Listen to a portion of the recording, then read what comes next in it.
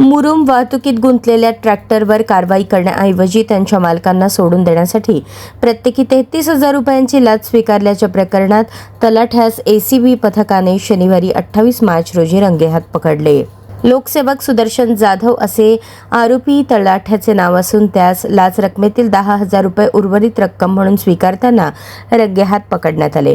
Madha police ठाण्यात या लाचखोर तलाठ्याविरोधात गुन्हा दाखल करण्याची प्रक्रिया सुरू असल्याचे सांगण्यात येते. मोहोळ तालुक्यातील वाफळे सज्जाचे तलाठी सुदर्शन रमेश जाधव वय 30 यांनी वाफळे गावात तक्रारदार आणि इतर दोघांचे मुरुम वाहतुकीत गुंतलेले ट्रॅक्टर्स पकडले होते.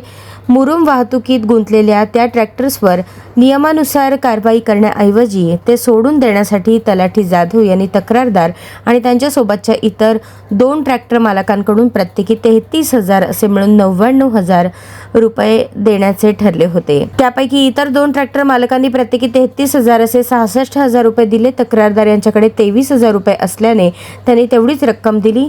तक्रारदाराकडून उर्वरित 10,000 रुपये येणे बाकी असल्याने लोकसेवक तलाठी सुदर्शन जाधव यांनी शनिवारी 28 मार्च रोजी देण्याबाबत सांगितले. त्यावरून तक्रारदार यांनी दिलेल्या तक्रारीवरून पंचांसमक्ष पडताळणी व सापळा कारवाई केली असता आरोपी लोकसेवक सुदर्शन जाधव यांनी तक्रारदाराकडून 10,000 रुपयांची लाच स्वतःकरता आणि वरिष्ठांकरता स्वीकारताना शनिवारी ताब्यात घेण्यात आले.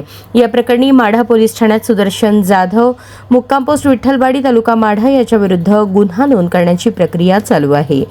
ही कारवाई पोलीस उपायुक्त अधीक्षक शिरीष सरदेशपांडे, पोलीस अधीक्षक अजित पाटील, पोलीस उपअधीक्षक प्रशांत चौगुले यांच्या मार्गदर्शनाखाली पोलीस निरीक्षक रवींद्र लांभाते, पोलीस अंमलदार स्वामीराव जाधव, संतोष नरोटे, अक्षय श्रीराम यांनी केली.